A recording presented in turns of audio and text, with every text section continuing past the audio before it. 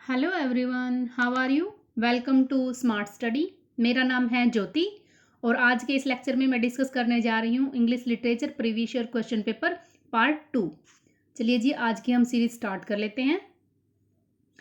हमारी 26 क्वेश्चन क्या बता रहा है, देखिए जी। हमारा 26 क्वेश्चन बता रहा है, इन हर ऐसे profession for women Virginia Woolf finds an anthology between the act of writing and. यहाँ पे क्वेश्चन में पूछना चाह रहा है, जो वर्जीनिया वुल्फ का प्रोफेशन फॉर वुमेन एक ऐसे है, उसमें वो किसके साथ कंपैरिजन करती है। एक जो लेडीज का या वुमेन जो प्रोफेशन होता है, उसका जब काम करने का कोई ढंग होता है, तो वो किसके साथ कंपैरिजन किया गया है। लाइक राइटिंग को किससे कंपेयर किया है वर्जीनिया वुल्फ में, इस क्वेश्चन में ये पूछना चाह रहा है। चलिए हम प्रोफेशन फॉर वुमेन को थोड़ा डिस्कस कर लेते हैं। देखिए जी, ये एक वर्जीनिया वुल्फ का क्या है, एक ऐसे है जो एक फेमिनिस्ट राइटर है, और ये क्या बताती है, ये अपने एक्सपीरियंस शेयर करती है एज ए राइटर। मींस उसको क्या प्रॉब्लम आई जब राइटर बनने में, एज ए मतलब प्रोफेशनल होने में उसको क्या दिक्कत आई। जैसा कि हम देखते हैं आज भी, आज की सोसाइटी में भी लेडीज को ज़्यादा प्रॉब्लम आती है अगर कंपैरिजन टू मैन। उनको उनको इतना मीन्स उनको हर चीज़ की छूट दी जाती है, लेकिन हमें इतनी छूट नहीं दी जाती। जैसा कि वर्जीनिया वुल्फ बताती हैं, यहाँ पे विक्टोरियन एज की जो वुमेन होती हैं, विक्टोरियन पीरियड था हमारा इंग्लिश लिटरेचर में, उस टाइम क्या होता था, तो वुमेन को क्या माना जाता था, एक एंजल माना जाता था, जो अच्छी वुमेन होती थी। मीन्स अगर मैं बात करूँ सीता को अगर एग्जाम्पल लिया जाए, तो इस टाइप की जो लेडी होती थी, जो सबमिसिव होती थी, वो अपने हस्बैंड की हर बात को स्वीकार करती थी, चाहे उसका हस्बैंड उसको लाइक जैसे सीता के साथ हुआ था, उसको उसके हस्बैंड ने जंगल में छोड़ दिया था भटकने के लिए, फिर उसकी अग्नि परीक्षा ली गई। तो इस टाइप से विक्टोरियन वुमेन थी, लेकिन उसने फिर भी अपने हस्बैंड को की हर बात मानी। तो विक्टोरियन पीरियड की वुमेन भी इसी टाइप की थी। और वर्जीनिया वुल्फ कहती हैं, हमें भी इसके लिए फोर्स किया जाता है कि आप भी इस टाइप की बनो। और लेकिन फिर वर्जीनिया वुल्फ क्या बताती है, तो सबसे पहले मैंने क्या किया, प्रोफेशनल होने के लिए मैंने एंजल इन द हाउस ये टर्म यूज करती है, एंजल इन द हाउस। और वो एंजल किसको बताती है, वुमेन इन विक्टोरियन पीरियड। मतलब एंजल इन द हाउस कौन था, एंजल इन द हाउस था फैंटम। मैंने सबसे पहले एंजल इन द जो फैंटम था उसको मार दिया, और फैंटम किसको रिप्रेजेंट कर रहा है, विक्टोरियन वुमेन को। मीन्स जो सबमिसिव लेडी होती हैं, मीन्स सबमिसिव मीन्स आप ये समझ लीजिए कि हर बात में हाँ मिलाना, या लेडीज को ये बोल दिया जाता है आप ये काम नहीं कर सकती। तो मैंने सबसे पहले इस डर को खत्म कर दिया कि मैं ये काम नहीं कर सकती। मीन्स मैंने angel in the house Phantom को मार दिया, सबसे पहला काम ये था। लाइक ये आपकी कोटेशन है, इसको पढ़ लेना, ठीक है। और क्या करती है ये, और fight for social economic equality, और ये बोलती है कि हमें सोशल और इकोनॉमिक इक्वालिटी दी जाए। सोसाइटी में भी हमें जेंट्स के मीन्स सेकंड सिटीजन समझा जाता है, और इकोनॉमिकली भी हम इतने स्ट्रॉन्ग नहीं होते। जैसा कि वो बताती है, एक उसका नोवेल होता है, नोवेल नहीं एक ऐसे होता है, उसमें बताती है कि रूम फॉर ए वुमेन। तो क्या कहती है, एक राइटर को बनने के लिए अगर कोई लेडी पहले राइटर बनना चाहती है, तो उसको एक रूम दिया जाए, कुछ उसको पैसे दिए जाए, तब जाके वो राइटर बन सकती है, तब कहीं जाके वो प्रोफेशनल बनेगी। तो इस टाइप से आवाज उठाती है, उसको इकोनॉमिकली भी डिपेंड होना चाहिए, उसको सोशली भी। और फाइट अगेंस्ट द इनइक्वालिटी प्रेजुड, और जो इनइक्वालिटी के अगेंस्ट फाइट करती है, ठीक है जी। और कंपेरिजन यहाँ पे जो ऐसे है इनका प्रोफेशन फॉर वुमेन, किसके साथ कंपैरिजन करती है, ये फिशरमैन के साथ करती है।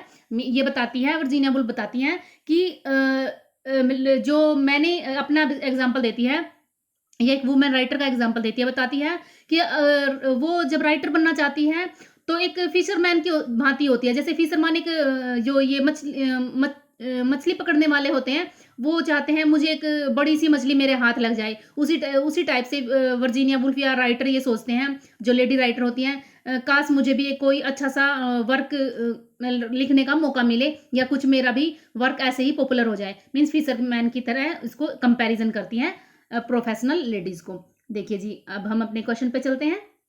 देखिए हमारा क्वेश्चन क्या बता रहा है, तो ये फिशिंग जो राइटिंग है किसके साथ कंपैरिजन कर रही है, फिशिंग के साथ कंपैरिजन कर रही है, और अपने एक्सपीरियंस शेयर करती है इस ऐसे में। तो उसको बताती है कि उसको क्या क्या प्रॉब्लम आई है एक राइटर बनने में, ठीक है जी। और विक्टोरियन वुमेन पे क्रिटिसाइज किया गया, मीन्स उनको क्रिटिसाइज नहीं किया गया, उनकी सिचुएशन को बताया गया कि वो ठीक नहीं है, और मैं इसको एक्सेप्ट करने वाली नहीं हूँ। देखिए जी, हमारा 27वां क्वेश्चन क्या बता रहा है, the assassination of King James first in inaugurated the Jacobean era. जैसा कि आप समझते हैं ब्रिटिश जो हमारा ब्रिटिश पीरियड है इसमें टाइम काफ़ी एजेस में डिवाइड किया गया है ब्रिटिश इंग्लिश लिटरेचर को। तो उनमें से एक आता है हमारा जैकोबियन एज। ये कब आती है? ये एलिजाबेथन एज के बाद आती है। तो ऐसा होता है कई बारी जो किंग होते हैं ना जिस एज में, उनके नाम पे ही एज का नाम रख दिया जाता है। तो ये जैकोबियन एज किसके नाम पे रखी गई है? किंग जेम्स के नाम पे। ठीक है। और जब ये एज ए राजा बने, जब किंग बने, उसी टाइम को जैकोबियन एज की स्टार्टिंग मान लिया गया। चलिए जी हम देखते हैं थोड़ा जैकोबियन एज के बारे में। ये है, देखिए जी जैकोबियन ईरा की क्या है, ये देखिए टाइम पीरियड ये है, इंपॉर्टेंट है जी, ये पूछा जाता है, रिपीट होता है बार बार। 1603 से 1625 तक। और ये किंग जेम्स कौन थे? एक क्वेश्चन भी आ चुका है पहले, मैं डिस्कस भी कर चुकी हूँ। तो ये जो जेम्स के नाम पे ही, जेम्स के नाम पे जैकोबियन ईरा, जेम्सिन ईरा क्यों नहीं बोला गया? इसको जैकोबियन ईरा क्यों बोला गया? क्यों? क्योंकि जेम्स का जैकोब का अनदर मीनिंग जेम्स ही होता है, इस वजह से इसको जैकोबियन ईरा बोला गया है। ठीक है जी। और ये जेम्स फर्स्ट कौन थे?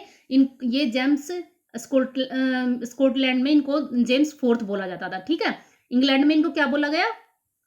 जेम्स फर्स्ट, और स्कॉटलैंड में जेम्स फोर्थ। ठीक है। ये टाइम पीरियड है जी। और अब जैकोबियन ईरा में क्या क्या मेन मतलब क्या क्या उसकी विशेषताएं थी वो देख लेते हैं। आर्किटेक्चर काफ़ी डेवलप हुआ है जी इस टाइम पे। आर्किटेक्चर मीन्स बड़ी बड़ी बिल्डिंगें बनने लगी थी। विजुअल आर्ट, डेकोरेटिव आर्ट और लिटरेचर। लिटरेचर वैसे तो एलिजाबेथन एज में काफ़ी फ्लोरिश हो गया था, गोल्डन एज बोली जाती है एलिजाबेथन एज को। लेकिन सबसे इंपॉर्टेंट चीज़ यहाँ पे जैकोबियन ईरा में आती है जी आर्किटेक्चर। यहाँ पे बिल्डिंग्स काफ़ी बिल्ट हुई थी। और यहाँ से ना आर्किटेक्चर के नाम भी पूछ लिए जाते हैं। देखिए जी क्वेश्चन कैसे बनते हैं, मीन्स आर्किटेक्चर का नाम पूछ लिया इंग्लिश लिटरेचर में, तो हमारे ये इंपॉर्टेंट बनते हैं जी दोनों। Saint Paul's cathedral design by Christopher Wren, यहाँ पे रैन है जी। और इनिगो जेम्स, ये क्वेश्चन आता है जी 100%, यहाँ से पूछा गया और नेट में पूछा भी गया है। एंड आर्किटेक्चर ऑफ, और इन्होंने किस चीज़ का आर्किटेक्चर किया है? बैंकेट हॉल, व्हाइट पैलेस में जो बैंकेट हॉल है उसको डिज़ाइन किया है जी। ठीक है जी। चलिए जी हम अपना दोबारा से अपने क्वेश्चन पे आते हैं। देखिए जी तो हमारा क्या हुआ time period? 16 third is the right option. 1603 से स्टार्ट होता है। और किंग जेम्स का टाइम, अगर जैकोबियन एज पूछ ली जाए तब भी यही रहेगा, और किंग जेम्स का जो एज कब राजा बना ये तब भी यही आंसर रहेगा। देखिए जी हमारा, please subscribe our channel, share with your friends and like, ताकि मैं अच्छे से अच्छी वीडियो आगे से आगे लेके आती रहूँ। Please subscribe our channel. देखिए जी अपना नेक्स्ट क्वेश्चन, 28th क्वेश्चन क्या बताता है? Which of the following is not true of the Byronic hero. Byronic hero के बारे में कौन सा ट्रू नहीं है, ये पूछा गया है। देखिए जी बायरनिक, जैसा कि नाम से पता चल रहा है, ये लॉर्ड बायरन जो कि एक रोमांटिक पोइट होते हैं हमारे, वहां उसके नाम पे रखा गया। और क्यों रखा गया चलिए हम डिस्कस कर लेते हैं। क्या है जी ये? हिथक्लिफ इज रिगार्डेड, ये जो हिथक्लिफ तो ये तो वहां से है, वुदरिंग हाइट है एक नावल उनका, जो इमली ब्रोंटे सिस्टर है ना, उसका एक नोवेल है वुदरिंग हाइट्स, वहां पे एक करेक्टर होता है हिथक्लिफ। अगर आपने वो नोवेल पढ़ा है तो आप अच्छे से समझ सकते हो, उसको बायरनिक हीरो बोला गया है। ठीक है। इस एग्जाम्पल से आप अच्छे से समझ जाओगे कि हिथक्लिफ किस टाइप का इंसान था, तो उसको बायरनिक हीरो बोला जाता है। The term defined by Lord Byron in his Childe Harold pilgrimage. जो लॉर्ड बायरन है ये रोमांटिक एज के पोइट हैं जी, पोइट भी हैं और राइटर भी हैं। तो ये इनका एक वर्क आता है चाइल्ड हेरोल्ड पिलग्रिमेज, जो इम्पोर्टेंट है। उसमें ये इसके बारे में डिफाइन करते हैं, वहाँ पे एक्सप्लेन करते हैं कि ये बायरनिक हीरो होता कैसा है। ठीक है जी। इसका जो यहीं से नाम पड़ा है, जो इसका हीरो होता है ना चाइल्ड हेरोल्ड पिलग्रिमेज में, वो जो हीरो होता है उसकी क्वालिटी इस टाइप की थी, और उसी के नाम पे हमारा बायरनिक हीरो नाम दिया गया। तो ये होती है जी उसकी क्वालिटी, देख लीजिए आप। Detest for social norms, means वो जो समाज में के जो रूल्स रेगुलेशन होते हैं उनको नहीं मानता, उनसे हेट करता है। सोशल इंस्टीट्यूशन जो हमारे जो social like church, school, family, इन सब से हेट करता है। और मतलब वो अनसेटिस्फाइड होता है हर चीज़ से, उसको पसंद नहीं है कुछ भी जो सोशल नॉर्म्स हैं, रूल्स हैं। कन्फ्लिक्टिंग इमोशन और मूडीनेस, वो मूडी होता है, और इमोशन कैसी मीन्स इमोशन कन्फ्लिक्टिंग होगी तो मूडी तो खुद ही होगा, कभी कैसा हो जाता है कभी कैसा।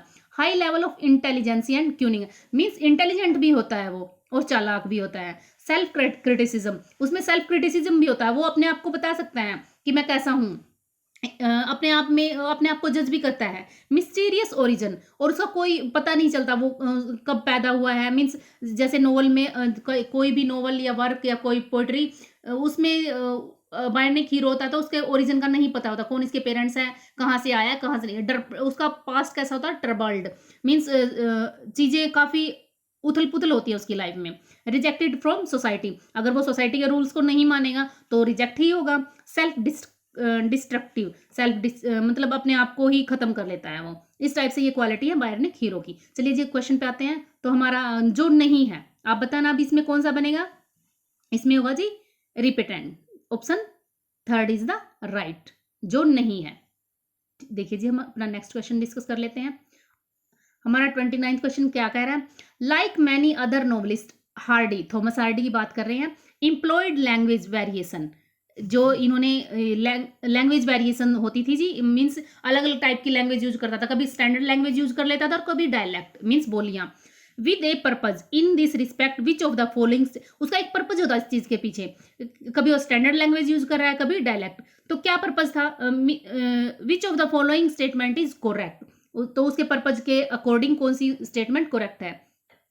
हिज मेजर, यहाँ पे हिज होगा जी, हिज मेजर करेक्टर्स, ये कुछ प्रॉब्लम्स हैं यहाँ पे, such as Tess and Jude always speak in local dialects as per their social, ये टेस है, ये टॉमस हार्डी का वर्क है जी, टेस डी अम्बरविले और जूड द ऑब्सक्योर, ये जो इसका लास्ट नॉवल होता है थॉमस हार्डी का, ये क्वेश्चन पूछा जाता है थॉमस हार्डी का लास्ट नॉवल कौन सा है, जूड, ठीक है।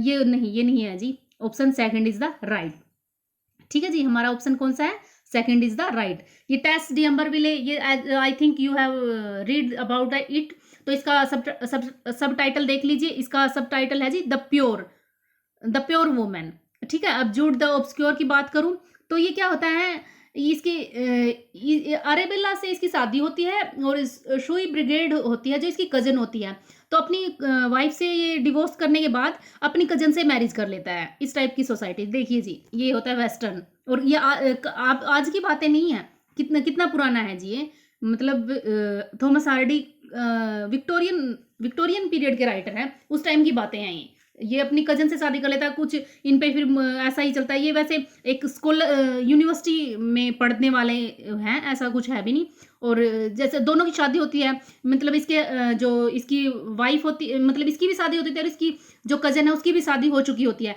लेकिन दोनों डिवोर्स दे देते हैं और साथ में रहने लगते हैं, ठीक है जी। ये स्टोरी है हल्की फुल्की, इनको पढ़ लेना, मस्ट रीड नॉवल है नेट के पॉइंट ऑफ व्यू से। चलिए जी हम 13th क्वेश्चन पे आते हैं। It use to be said began a famous English writer, everyone had a novel in them just now, though in 1999 you would probably be obliged to doubt the basic proposition what everyone has in them these days is not a novel but a memoir, identify the source। अब ये क्या बता रहा है, ये question बता रहा है कि ये जो लाइंस हैं, जो ये बात कही गई है, everyone had a novel in, means सबकी अपनी एक स्टोरी होती है, अपना एक नोवेल होता है, मीन्स उस पर नोवेल लिखा जाता है, यही बात कहना चाह रहा है कि सबकी अपनी स्टोरी होती है। तो ये कहाँ से है, कौन सा सोर्स है इनमें से, ये है जी ऑप्शन हमारा फर्स्ट, मार्टिन एमिस का एक्सपीरियंस। मार्टिन एमिस का एक्सपीरियंस एक मेम्योर है जी, ये क्या है, मीन्स जैसे डिवाइड किया जाता है ना हमारा, कोई प्ले होता है, कोई नोवेल होता है, कोई ड्रामा होता है, कोई पोइट्री होती है, ये एक मेम्योर है। मेम्योर क्या होते हैं, एक टाइप की बायोग्राफी होती है, जहाँ पे बायोग्राफी में और पर बायोग्राफी में क्या होता है, कोई भी किसी के बारे में लिख देता है, लेकिन ये थोड़ा पर्सनल होती है। जैसे लाइक मार्टिन एमिस ने किसके लिए लिखा है, ये इसकी मेमोरी, मेम्योर मीन्स मेमोरी, यादें तो मतलब कोई इसका कोई रिलेटिव्स होगा, कोई क्लोज होगा, तो इसने अपने फादर किंग्सले एमिस, आपने नाम तो सुना ही होगा जी, इंपॉर्टेंट राइटर हैं ये, किंग्सले एमिस इसके फादर होते हैं, मीन्स किंग्सले एमिस का बेटा कौन होता है, मार्टिन एमिस, ठीक है जी, किंग्सले एमिस। और किंग्सले एमिस का एक नोवेल आता है जी हमारा लक्की जिम, ठीक है। और ये द मूवमेंट एक पीरियड है, ग्रुप ऑफ नहीं पीरियड नहीं है, सॉरी, द मूवमेंट एक ग्रुप ऑफ राइटर है, उसके मेंबर हैं जी किंग्सले एमिस। मैं अब किंग्सले एमिस की बात कर रही हूँ, मार्टिन एमिस के फादर की। वो द मूवमेंट उसे ग्रुप से जुड़े हुए हैं, और उसका एक वर्क है लकी जिम, जो मस्ट रीड है। ठीक है। अब मैं बात करूं हमारे क्वेश्चन की, जो मार्टिन एमिस है एक्सपीरियंस की, तो इसमें क्या बताता है, ये इसके फादर का डिवोर्स हो जाता है सेकंड वाइफ से, और इसका फादर कुछ ऐसी बातें बोलता है आके, मीन्स ये भी एक लाइक इस टाइप से बोलता है, चलो जी ये भी एक एक्सपीरियंस ही था, इस टाइप से कुछ बोलता है। तो ये इसको थोड़ा अजीब लगता है, और ये अपने इसमें यहाँ पे रिकॉर्ड कर लेता है, और उस टाइम पे बोलता है। ठीक है। इसके फादर पे बेस्ड है ये सब कुछ। ठीक है जी, यहाँ से बस इतना ही।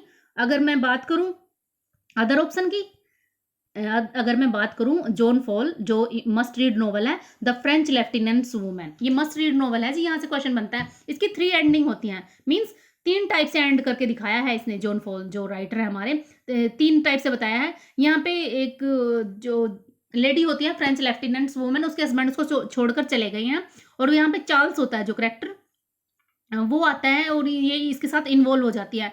तो फिर ऐसा कुछ वो उसका जो चार्ल्स है वो पहले से ही एंगेज्ड है, उसकी फियंसे है, लेकिन वो उसको छोड़ देता है और साथ रहने लगता है। और फिर बाद में ये दिखाया गया क्या वो इसके साथ रहती है, क्या वो इसके साथ नहीं रहती, या फिर इसको छोड़कर कुछ इस टाइप से एंडिंग, 3 टाइप से एंडिंग बताई गई हैं। ठीक है। इंपॉर्टेंट है जी, मस्ट रीड नॉवल है। ठीक है। यहाँ से कौन से इंपॉर्टेंट है, फर्स्ट एंड थर्ड, लेकिन थर्ड ज्यादा इंपॉर्टेंट है। और हमारा इस क्वेश्चन का आंसर है जी option first is the right option. ठीक है जी। चलिए हम नेक्स्ट क्वेश्चन डिस्कस कर लेते हैं। हमारा 31st क्वेश्चन क्या कह रहा है, the opening 16 line of Paradise Lost comprise. Paradise Lost John Milton का एपिक है जी, हमारे इंग्लिश लिटरेचर में इकलौता एक कंप्लीटेड एपिक है। एपिक क्या होता है, जो एक महाकाव्य होता है, जिसमें हाई स्टाइल इस टाइप से कुछ चीजें दिखाई जाती हैं, हाई मैनर दिखाए जाते हैं।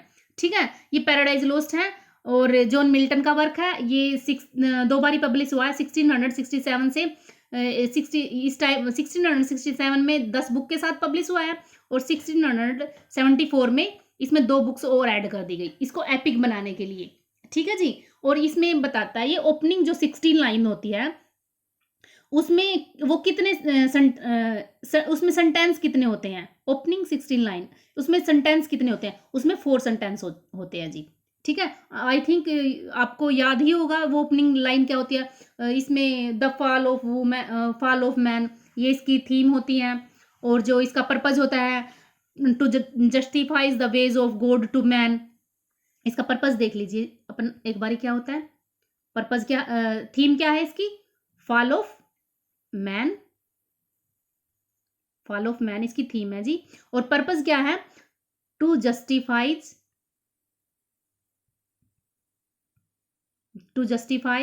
The way of God to man. ठीक है जी। ये इसका पर्पज है, इंपॉर्टेंट है जी, इसीलिए मैंने लिखा है यहाँ पे। ठीक है जी। अगर मैं इसकी बात करूँ तो बात खत्म ही नहीं होगी पैराडाइज लॉस्ट की, क्या बताऊं और इसमें क्या छोड़ू। सैटन इसका हीरो होता है जी, और जो सैटन होता है, सैटन एडम और ईव जो सबसे पहले आदमी और औरत दुनिया में आए थे। ठीक है। और सैटन क्या करता है, इनको बहकाने की कोशिश करता है। सैटन क्या है, एक फॉलन एंजल है, मीन्स ये एक मस्ट रीड वर्क है, इसको पढ़ लेना, इस टाइप से इसकी स्टोरी चलती है। और इनको बहका देता है, और फोरबिडन ट्री होता है उसका फ्रूट खिला देता है, और फिर ये डेथ आ जाती है वर्ल्ड में, इस टाइप से चलता है। और सैटन क्या है, देखो जी, सैटन को इसको हीरो माना गया इसका। ठीक है। और किसने बोला, ये विलियम ब्लेक होते हैं हमारे एक राइटर, उसने बोला है कि इसने जानबूझ के, जॉन मिल्टन ने जानबूझ के इसको सैटन को हीरो नहीं बनाया, वो वैसे ही बन गया, उसको पता भी नहीं था। और कहाँ पे बोला विलियम ब्लेक ने ये बात, marriage of heaven and hell, वहां पे बोली है। ठीक है जी। मतलब इसके बारे में बात करूँ तो बात पूरी नहीं होगी। चलिए हम नेक्स्ट क्वेश्चन पे चलते हैं, आप पढ़ लेना इसको, ये मस्ट रीड नॉवल है, नॉवल नहीं एपिक है। चलिए जी, हमारा 32nd क्वेश्चन क्या कह रहा है, who among the following poet compared human tears to love's wine. Means कौन सा जो ऐसा राइटर है जिसने ह्यूमन टीयर, आदमी के आंसुओं को लव्स वाइन, लव्स की वाइन से कंपेयर किया है। ये है जी हमारे जॉन डन, वही बातें कर सकते हैं ऐसी। ये हमारे मेटाफिजिकल पोइट हैं वैसे तो, और कहाँ पे बोले हैं जी इन्होंने बोली है वैलिडिक्शन, वैलिडिक्शन टू वीपिंग, यहाँ पे एक वैलिडिक्शन फॉरबिडिंग है, लेकिन ये वैलिडिक्शन वीपिंग में ये बातें बोली है, ठीक है जी। और अगर मैं बात करूँ अदर ऑप्शन, जो एंड्रयू मॉरवेल, ये भी मेटाफिजिकल पोइट हैं। अगर मैं बात करूँ फोर्थ ऑप्शन जॉन सकलिंग, ये हमारे कैरोलिन राइटर हैं, आपको पता ही होगा जी, मैं ये मान के चल रही हूँ आपको बेसिक आता है, क्योंकि तभी क्वेश्चन पे आते हैं हम, अगर हमें थोड़ा बहुत हमने पढ़ रखा है। जॉन सकलिंग कैरोलिन राइटर है, और ये जो हमारे हैं दोनों मेटाफिजिकल हैं। कैरोलिन कौन से होते हैं, जो चार्ल्स फर्स्ट के फॉलोवर थे, ठीक है जी। और बेन जॉनसन हमारे, हम सबको पता है, एलिजाबेथन राइटर हैं, ठीक है जी। चलिए हम आगे, एंड्रयू मॉरवेल की जो मस्ट रीड पोइट्री है, वो जो मैं बार बार बताती हूँ, टू हिज कोए मिस्ट्रेस, ठीक है जी। ये इसकी तो लाइन टू लाइन याद होनी चाहिए, चाहे कैसे भी करो, इसकी लाइन टू लाइन याद, कोटेशन आती हैं जी, और आती ही आती हैं, ठीक है। चलिए हम नेक्स्ट क्वेश्चन पे आते हैं। हमारा 33 क्वेश्चन क्या कह रहा है, Ernest Pontifex is a character in, ये जो बोला गया है, अर्नेस्ट पोंटिफेक्स, ये कहाँ पे आते हैं, किस वर्क के करेक्टर हैं जी, ये हैं जी हमारे the way of all flash, ठीक है जी। सैमुअल बटलर का वर्क है ये, इस यहाँ पे ये करेक्टर आते हैं। चलिए हम the way of all flash के लिए बारे में बात कर लेते हैं। ये एक सेमी ऑटोबायोग्राफिकल वर्क है जी, और विक्टोरियन हाइपोक्रेसी पर क्रिटिसाइज किया है, उस पर अटैक किया है। इसके नरेटर हैं ओवर्टन, और 4 जनरेशन ऑफ पोंटिफेक्स फैमिली को कवर करता है ये, मीन्स 4 जनरेशन डिस्कस की गई है पोंटिफेक्स फैमिली की। क्या होता है, सबसे पहले क्या होता है, जॉन एंड लाडिया पोंटिफेक्स होते हैं, मीन्स जॉन और लाडिया होते हैं। जो एक फार्मर होता है जॉन, फिर उसका बेटा होता है जॉर्ज, ठीक है जी, वो एक पब्लिशर होता है, ठीक है। फिर उसके बाद आता है थियोबाल्ड। जॉर्ज क्या चाहता है, मेरा बेटा एक थियोबाल्ड, हाँ एक मिनट, जॉर्ज का बेटा होता है थियोबाल्ड, और थियोबाल्ड की शादी होती है क्रिस्टीना से, ठीक है। सबसे पहले जॉन और लाडिया है, फिर उसका उनका बेटा है जॉर्ज, फिर जॉर्ज के बाद थियोबाल्ड आता है, जो थियोबाल्ड की वाइफ होती है क्रिस्टीना, और इनका जो बेटा होता है अर्नेस्ट पोंटिफेक्स, जो हमारा मेन करेक्टर है जी वर्क का, ठीक है। इस टाइप से चीजें चलती हैं, ये 4 जनरेशन को कवर करता है, और यहाँ से इतनी ही बात पूछी जाती है, इसके बारे में और ज़्यादा पढ़ने की जरूरत नहीं है, बस इतना ही। चलिए जी हम 34th क्वेश्चन पढ़ लेते हैं। In which of the following story does Rudyard Kipling present in newspaper editor who recounts in dealing with a couple of loafers. अब क्या बता रहा है हमारा क्वेश्चन, हमारा क्वेश्चन बता रहा है जो रडियार्ड किपलिंग हैं जी, हमारे जो राइटर हैं, उनको खुद ऐसा कौन सा वर्क है जहाँ पे वो खुद आते हैं एज ए करेक्टर, और क्या करेक्टर है जी, वो क्या रोल है जी उस वर्क में, उसका ए न्यूज़पेपर एडिटर है जी वो वहाँ पे, ठीक है। तो और न्यूज़पेपर एडिटर होते हैं, और वहाँ वो एनकाउंटर कर, मीन्स 2 आदमी मिलते हैं जिनको लोफर बोला इन्होंने, 2 आदमी मिलते हैं और ये खुद एडिटर है, तो ऐसा वर्क कौन सा है, ये है जी हमारा option 4th, the man who would be king. चलिए हम इसके बारे में बात कर लेते हैं, और ये भी ही चांस, ये शॉर्ट स्टोरी है जिनकी लिप से, ये भी इनकी शॉर्ट स्टोरी है। चलिए हम इसके बारे में बात कर लेते हैं, the man who would be king. देखिए जी, the man who would be king published in Phantom, ये इसकी कलेक्शन ऑफ शॉर्ट स्टोरीज की है, कलेक्शन है जी रडियार्ड किपलिंग की, वहाँ पे पब्लिश हुई है। और नरेटर यहाँ पे कौन है, रडियार्ड किपलिंग खुद अपने आप ही नरेटर हैं, और जैसा कि मेरे क्वेश्चन में ही बताया गया, वो एक जर्नलिस्ट है और एक नरेटर है। 2 ट्रैम्प्स कौन होते हैं जिनके बारे में बात की है, 2 ट्रैम्प्स होते हैं डैनियल ड्रेवोट एंड पीची कार्नहेन, ये होते हैं जी 2। और ये क्या होते हैं जी, एक अफगानिस्तान का एक पार्ट बताया गया काफिरिस्तान, वहाँ पे चाहते हैं हम राजा बन जाए, और इनकी स्टोरी चलती है, ये बताते हैं रडियार्ड किपलिंग को, हम वहाँ जा रहे हैं और हम राजा बनना चाहते हैं, ऐसा वैसा चले जाते हैं उधर। लेकिन क्या होता है उनके साथ, वहाँ पे ट्रेजेडी हो जाती है, वो जहाँ पे डैनियल ड्रेवेट तो बच जाता है और पीची कार्नहेन मारा जाता है, और ये आके जो दोबारा से अपनी स्टोरी रडियार्ड किपलिंग को बताता है, लेकिन रडियार्ड किपलिंग को लगता है कि शायद ये झूठ बोल रहा है, ऐसे स्टोरी चलती हैं। इसको पढ़ लेना, वैसे मैंने बता चुकी हूँ, ज़्यादा पढ़ने की ज़रूरत नहीं है इसकी। देखिए जी हमारा ऑप्शन क्या बनता है, the man who would be king, जैसा कि हमें इसके यहाँ से पता ही चल रहा है, इसकी स्टोरी जैसे मैंने बताई है, तो किंग के लिए वो ऐसा कुछ करते हैं। चलिए जी हमारा 35th क्वेश्चन डिस्कस कर, जैसे मैं हर ऑप्शन को डिस्कस करती हूँ तो क्या होता है, मेरी वीडियो ज़्यादा लंबी हो जाती हैं, तो मैंने सोचा मैं क्वेश्चन की जो है, जो अब क्वेश्चन कम करवाऊंगी, लेकिन मैं सब ऐसे ही ऑप्शन डिस्कस करूंगी, चाहे वीडियो कितनी ही लंबी हो जाए। तो मैं आज के क्वेश्चन 15 क्वेश्चन डिस्कस करूँगी, क्योंकि वीडियो ज़्यादा लंबी हो जाती है, वीडियो कम करने के लिए। लेकिन ऐसा होता है जब मैं फ्लो में होती हूँ तो मैं बताती चली जाती हूँ, तो मुझे पता ही नहीं लगता, और मैं चाहती हूँ कि आपका कोई भी पॉइंट ना छूटे। तो इस वजह से मैं हर पॉइंट डिस्कस करती हूँ, चाहे कितनी ही लंबी है मेरी वीडियो हो जाए, आप देखना ज़रूर इसको, ये आपके लिए बेनिफिशियल है, और मुझे नहीं लगता इतना एक्सप्लेन कोई करता होगा। ठीक है जी, चलिए हम क्वेश्चन की बात करते हैं। Trying to capture the upbeat mood of, ये ध्यान से सुनिए जी अब, 1964 to 1965 the poet Tom Gunn said, जो एक हमारे 1964 के टाइम पे 1960s में एक पोइट होते हैं जी, वो क्या बोल रहे हैं, they stood for a great optimism, वो किसी के बारे में बोल रहे हैं। Barrier seems to be coming down all over, it was as if World War II and had finally drawn to close. There was an openness and high spiritedness and relaxation of mood. Who are they? क्या बता रहा है 1960s में, किसी के बारे में बता रहा है, जो दे जिसके लिए वर्ड यूज किया वो कौन है। तो ये खुद एक पोइट होते हैं, ये बीटल्स के बारे में बात कर रहा है, the Beatles.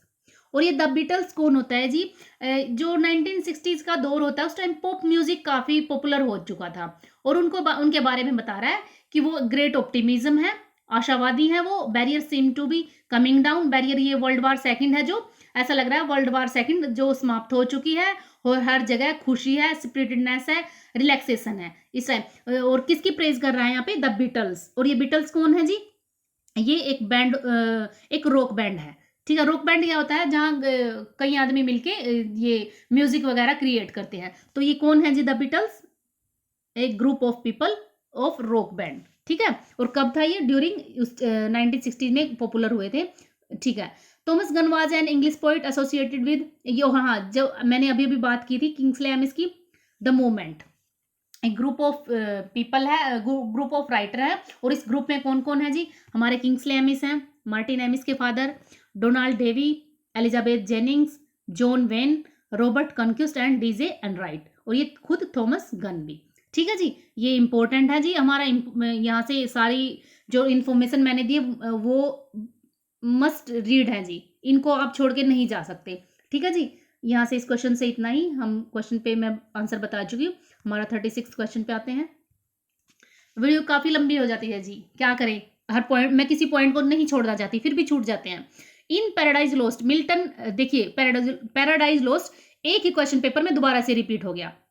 Milton presents the action of fall of man, ये मैंने बताया था, जो इसकी थीम है, इन टू स्टेज इन बुक्स। ये जो फॉल ऑफ मैन होता है, तो ये कहाँ, ये जो थीम है 2 स्टेज में डिस्कस की है इस बुक में। कहाँ कहाँ पे डिस्कस की है जी, हमारी जो option first is the right, 4th and 9th में मैं बता चुकी हूँ इसके वर्क के बारे में। ठीक है जी, चलिए हम अपने नेक्स्ट क्वेश्चन पे आते हैं। इन गुलिवर्स ट्रैवल स्टलबर्ग आर, जो गुलिवर ट्रैवल है, ये जोनाथन स्विफ्ट का वर्क है। ये जो स्टलबर्ग है ये कौन थे, ठीक है, चलिए हम इसको पहले देख लेते हैं, ये गुलिवर्स ट्रैवल है क्या, किसका वर्क है। ये एक प्रोज सेटायर है on human nature and traveller tales. ठीक है, और ये कितने पार्ट्स में है, ह्यूमन जो गुलिवर ट्रैवल्स है जी, ये 4 पार्ट्स में है। क्या होता है, यहाँ लेमुअल गुलिवर होता है जो करैक्टर होता है, तो वो ट्रैवल करता है, और ट्रैवल करते करते क्या होता है, वो 4 जगह पे जाता है। सबसे पहले जाता है लिलीपुट, जहाँ पे उसको बहुत छोटे छोटे टीनी मैन मिलते हैं। वो मतलब खुद एक जियांट फिगर होता है, और वहाँ पे जो छोटे अपने आप तो एक राक्षस टाइप का बन जाता है, राक्षस टाइप ही लगेगा छोटे आदमी को, तो वो राक्षस लगेगा, मीन्स उसको टीनी मैन मिलते हैं वहाँ पे। ठीक है, सेकंड जो ट्रैवल करता है वो वहाँ पे ब्रोबडी गैंग होते हैं, उसको वो ब्रोबडी गैंग, लाइक नाम से ही पता, लिलीपुट तो छोटा सा लग रहा है वैसे भी, वहाँ पे अब उससे काफ़ी बड़े हैं, मीन्स अब जो सैमुअल गुलिवर हमारे जो इसमें प्रोटोगनिस्ट हैं वो छोटे पड़ जाते हैं, और वो जो अदर होते हैं वो बहुत बड़े बड़े होते हैं। फिर तीसरी ट्रैवल पे जाता है, वहाँ लेपुटा में जाता है। लेपुटा क्या है, एक हैंगिंग जो आइसलैंड है, मीन्स हवा में लटका हुआ है वो, और वहाँ पे क्या होता है, एक लगनेग जगह पे जाता है। ठीक है, और लेपुटा में जाने के बाद लगनेग जगह पे जाता है, जहाँ उसको स्टर्डबर्ग मिलते हैं जो कि मोर्टल है, वहाँ पे लगनेग नहीं बोलते हैं। और यहाँ पे ना सिप्रिट जो आत्मा सर्विस कर रही होती है किंग की, मीन्स वहाँ पे मैन नहीं है, जो लोगों की आत्माएं हैं, वो उस टाइप से कुछ सर्विस है। और स्टलबर्ग के बारे में बताते हैं कि एक रेड स्पॉट अपने माथे पर लेकर पैदा होते हैं और ये मोर्टल होते हैं, ये इनकी पहचान होती है अलग से। और क्या होता है मोर्टल, लेकिन इनके लिए जो गुलिवर है रिग्रेट करता है, मीन्स अच्छा नहीं मानता, मोर्टल है ये, मोर्टल मीन्स वो कभी नहीं मरने वाले, ये बोलते हैं उस जिंदगी का फायदा क्या जिसमें जवानी ना हो, यूथ ना हो, मीन्स वो 80 के बाद रिटायर हो जाएंगे और ना उनकी उनकी मैरिज वो कैंसिल हो जाती है, वो प्रॉपर्टी से निकाल दिए जाते हैं, इस टाइप से उनकी लाइफ होती है। जो स्टलबर्ग की है इनकी बात बता रही हूँ, 80 के बाद ये रिटायर हो जाते हैं और बहुत सारी बीमारियां इनको घेर लेती हैं, इनको आईसाइट की प्रॉब्लम आ जाती है इस टाइप से, तो इनके लिए रिग्रेट कर रहा है। तो हमारा क्वेश्चन का आंसर क्या है जी, स्टलबर्ग क्या थे, मोर्टल थे, ठीक है। और फोर्थ ट्रैवल कहाँ पे होती है जी, हाइनोहेम्स, ठीक है। हाइनोहेम्स क्या है, यहाँ पे इसको ना हॉर्स है और वो ह्यूमन की वॉइस में बोल रहे हैं, ठीक है, इस टाइप के आदमी मिल रहे हैं, इस टाइप के घोड़े मिलते हैं। और याहूज टर्म का यूज करता है, याहू आप समझते होंगे, एक शायद सर्च इंजन था या क्या था ये इस टाइप से, ये तो याहू सबसे पहले यहीं पे यूज किया गया है, हमारा इंटरनेट में आता है, कुछ टेक्निकल है याहू टर्म। और याहू टर्म कौन है, जो थोड़ा सा जो ये हॉर्स होते हैं ना, इनका बिगड़ तिगड़ के थोड़ा सा रूप, थोड़ा मैन बन गए हैं, थोड़ा सा वो हॉर्स हैं, इस टाइप से है जी याहू। तो पूछ लिया जा सकता है क्वेश्चन, याहू हैं कौन, ठीक है जी। अपने क्वेश्चन पे आते हैं, तो क्या थे जी वो स्टलबर्ग, क्या थे यहाँ पे, पीपल प्रोसिक्यूटेड बाय, तो कौन सा ऑप्शन बनेगा जी हमारा, people replete with abstract learning, people exempt from natural death, people persecuted by pets and servant, people lured by new ideals. तो कौन सा ऑप्शन बनेगा जी, देखिए, सॉरी यहाँ पे कुछ प्रॉब्लम है, I think they are mortals, शायद यहाँ पे कुछ ऑप्शंस में कुछ गलती है, ठीक है जी। चलिए मैं नेक्स्ट वीडियो में आपको बताती हूँ इसके बारे में। हाँ मोर्टल, ये ऑप्शन हमारा सेकंड बनेगा जी, ठीक है ठीक है, थोड़ा मिस्टेक हो जाती है, ह्यूमन एरर, ठीक है। पीपल एग्जेम्प्ट, एग्जेम्प्ट है ना, मेरे को लगा यहाँ पे कुछ हो रहा है, फ्रॉम नेचुरल डेथ, मेरे को लगा वो नेचुरल डेथ जाते हैं, एग्जेम्प्ट, ठीक है जी, उनको उनकी नेचुरल डेथ नहीं होती, या फिर आप लगा लो मोर्टल है, ठीक है। चलिए जी, हमारा 38th क्वेश्चन क्या कह रहा है, मार्गरेट एटवुड, मार्गरेट एटवुड का नाम लेते हैं, कनाडियन राइटर आ जाते हैं, मीन्स ये कनाडियन है, has tried A revisionist writing of a crucial seen in Hamlet called Gertrude Talks Back. The scene in Atwood opens with reference to the name of an implied listener. Who is this implied listener? ठीक है जी, अब क्या बात कर रहा है, जो Margaret Atwood है वो एक कैनेडियन राइटर है, वो पूछना चाह रहा है, जो इनका गर्ट्रूड टार्क्स बैक, जिन्होंने शेक्सपियर के वर्क पढ़े हैं वो उनको पता हुआ गर्ट्रूड कौन थी, जो हेमलेट वर्क होता है शेक्सपियर का जी, वहाँ पे हेमलेट की मदर होती है गर्ट्रूड, ठीक है जी। वहाँ पे तो क्या होता है, ये अपने हस्बैंड को मार देती है, और जो मतलब रियल वर्क है हेमलेट, उसमें अपने हस्बैंड को मार देती है और अपने हस्बैंड के ब्रदर से शादी कर लेती है, तो इस टाइप से हेमलेट अपनी माँ से बातें करता है, क्या है कुछ है, इस टाइप से स्टोरी चलती है। तो मार्गरेट एटवुड क्या करती हैं, इस पे गर्ट्रूड टास्क बैक पे, गर्ट्रूड पे एक वर्क बना देती है, क्यों बनाती है, क्योंकि क्या होता है, मार्गरेट एटवुड बताती है, सबसे पहले तो अगर हेमलेट को पढ़ा जाए तो वहां पे सिर्फ 3 वुमेन कैरेक्टर हैं, और अगर 3 उनमें से भी गर्ट्रूड जो हेमलेट की मदर होती है वो भी बोलती नहीं, उसको वॉइस नहीं दी गई है, हेमलेट उस पर क्वेश्चनिंग करता है लास्ट में, आपने ऐसा क्यों किया, मेरे फादर ज़्यादा अच्छे थे, मीन्स आपकी ज़्यादा केयर होती थी, और आपने मेरे फादर को मतलब जहर दे के मारा है, तो गर्ट्रूड की कोई बात नहीं दिखाई गई, उसको वॉइस नहीं दी गई, तो मार्गरेट एटवुड बोलती है तो उसको वॉइस क्यों नहीं दी गई, उसको भी तो, उसके भी तो कुछ डायलॉग होने चाहिए, क्या पता क्या सिचुएशन थी। तो मार्गरेट एटवुड ने अपना वर्क अलग से लिखा और उसमें गर्ट्रूड को वॉइस दी है, और हेमलेट को इम्प्लाइड लिसनर बनाया है, यहाँ पे हेमलेट को कोई वॉइस नहीं दी है। अब ये जो रियल वर्क में हेमलेट क्वेश्चन कर रहा है, उन क्वेश्चन के गर्ट्रूड यहाँ मार्गरेट एटवुड के वर्क में आंसर दे रही है, ये बता रही है कि हाँ ठीक है, आप बोल रहे हो, सबसे पहले हेमलेट इसका अपनी माँ को सबसे पहले नाम लेके पुकारता है गर्ट्रूड ना, तो इसके लिए इसको आंसर देती है, फिर बताता है, हेमलेट बताता था, मतलब वो वहाँ पे बोला था आप इस पिक्चर की तरफ देखिए, तो उसका भी आंसर गर्ट्रूड यहाँ पे दे रही है। तो यहाँ पे क्या अब किसको वॉइस दी गई है, गर्ट्रूड को वॉइस दी गई है, और इम्प्लाइड लिसनर कौन है, ओनली हेमलेट। हमारा option first is the right option.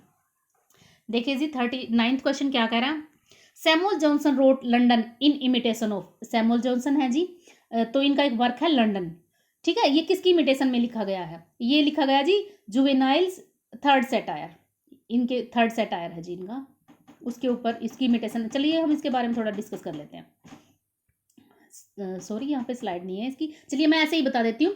Samuel Johnson हैं जी, इन्होंने जुवेनाइल होते हैं जो एक रोमन पोइट है, उनका थर्ड सेटायर है, उस पे बेस ये लंडन पोइम लिखी है। और क्या होता है जी इसमें, एक इसका थेल है, एक फ्रेंड है इसका यहाँ पे, मीन्स जो थेल मेन करेक्टर होते हैं यहाँ पे, वो लंदन छोड़ के जा रहे हैं। क्यों जा रहे हैं? क्योंकि वो बोल रहे हैं यहाँ पे ये लंदन काफ़ी करप्ट हो गया है, यहाँ पे इविल्स हैं ज़्यादा, बुराइयाँ इतनी घर कर चुकी हैं, मैं यहाँ पे नहीं रहना चाहता। और तो ये भी बोला गया, जो थेल होते हैं, जो सैमुअल जॉनसन के जो फ्रेंड होते हैं रिचार्ड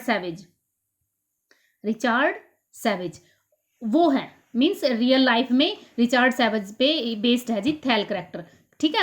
और रियलिटी मीन्स पोइम में कौन होता है? थेल होता है जो लंदन छोड़ के जा रहा है, और रियलिटी में रियल लाइफ में रिचार्ड सैवेज जो लंदन छोड़ के चला गया था, उन पे बेस करके इन्होंने ये पोइम लिखी है। और इमिटेशन किसकी है? जुवेनाइल्स थर्ड सेटायर की है।